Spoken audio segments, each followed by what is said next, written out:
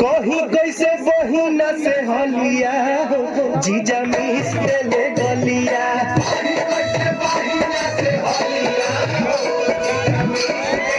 कही कैसे बहिना से हलिया जीजा मिस देले गलिया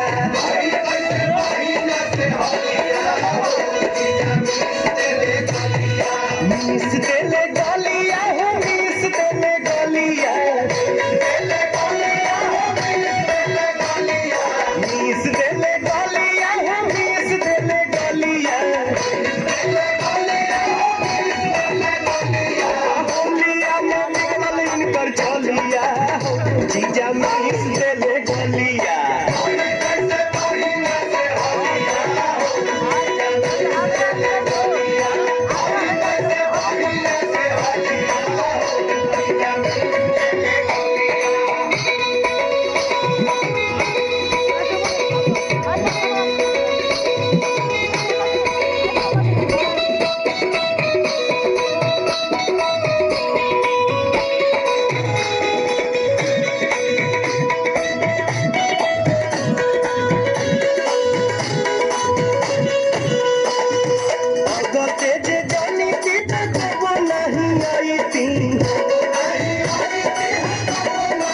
फागुन के महीना बाबा घरे हम जीतैती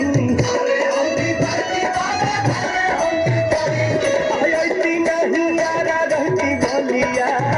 जीजा मिस देले